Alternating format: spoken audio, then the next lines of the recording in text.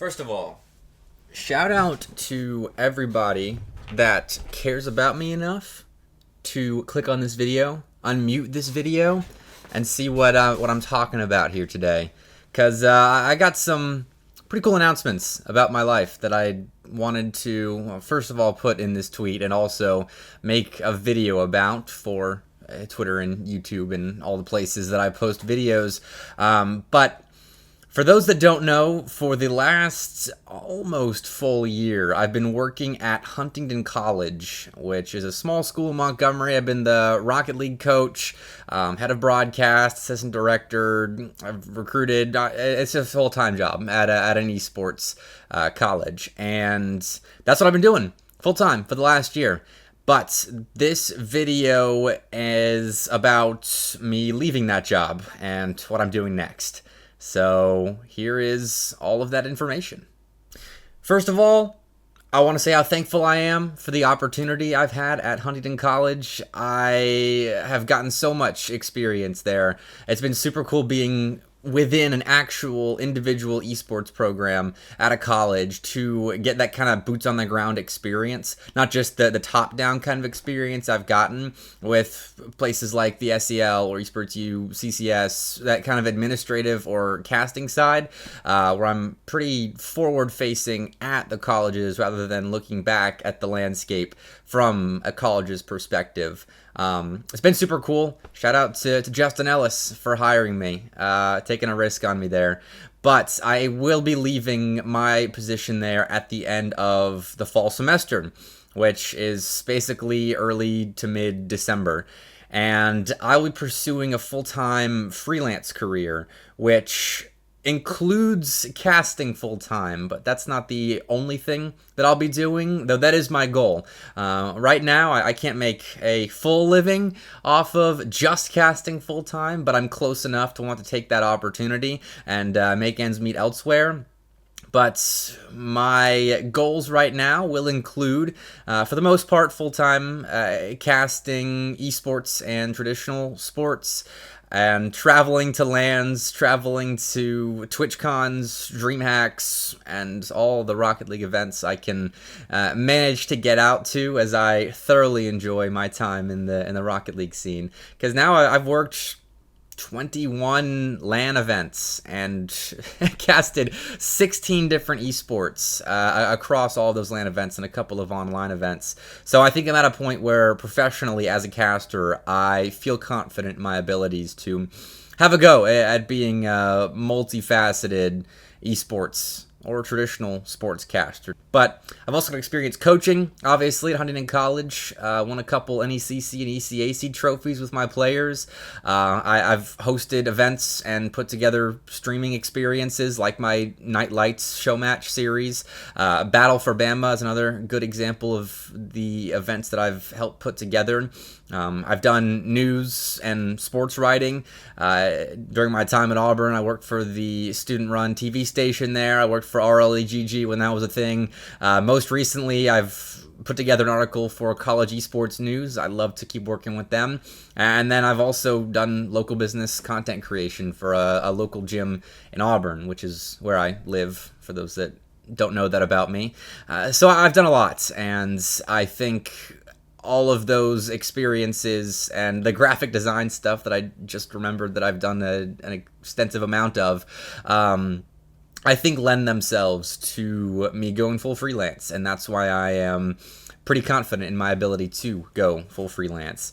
But talking about my personal content creation, I do plan on bringing my Night Lights show match series back. It's something I have talked about on State of the SELs and my collegiate podcast, as my break from those, I think, has been both a nice relaxing period in my life that I desperately needed, but also it's shown me how much I do miss doing those show matches and having that weekly show that everyone was starting to tune in there to for just a second. I miss it, and I will be going back to that as soon as I feel comfortable. And that'll include State of the SEL, probably a more extensive collegiate podcast, but I don't know what the schedule's going to look like for that just yet. I'm waiting to see how much travel I will be doing in the spring, before I commit to something extremely regularly.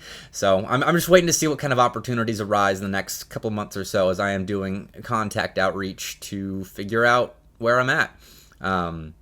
But I do want to get back on that content creation grind that I have taken a step back from.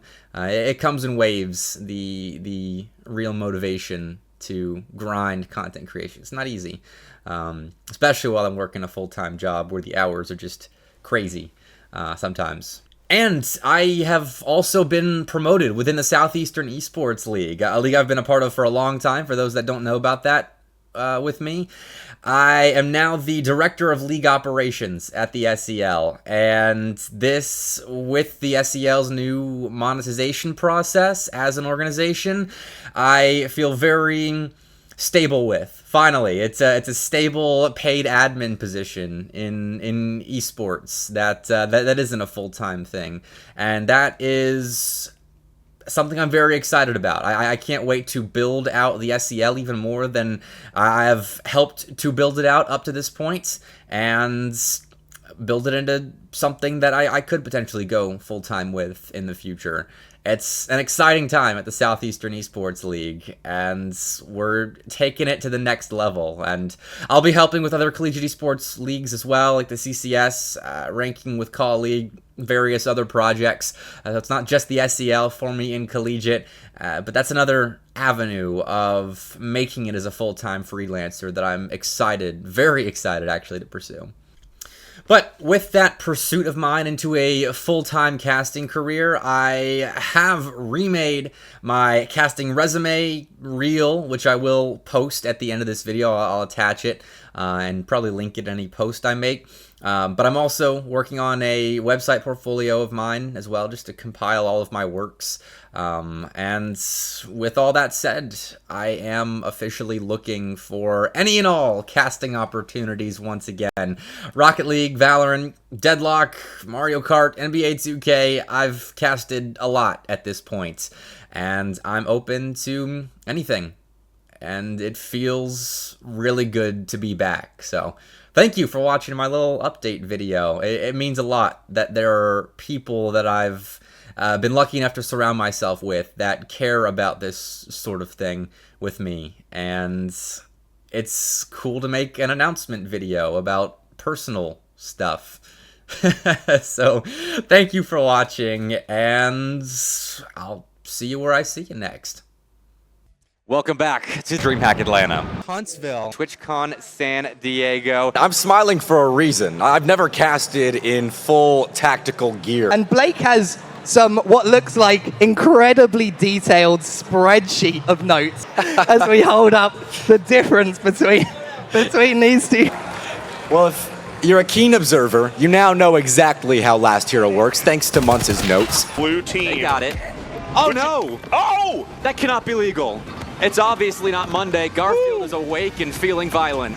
That is the bear out of his cage on a rampage on that SSG line. LJ got big. The site is heavily fortified. All of this favors Team Hunt Premier, and Walker goes down. We go to overtime.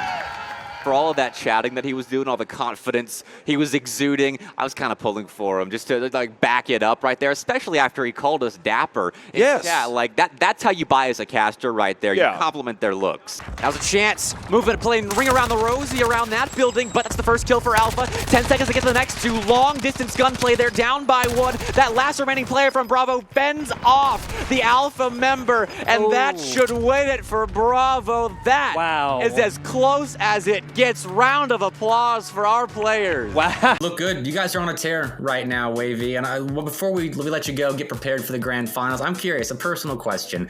How are you enjoying the fame that you've been kind of thrown into the last couple of months with all the tournament wins, and you were on Chalkcast a week or so ago, and now this? Like, what's it like?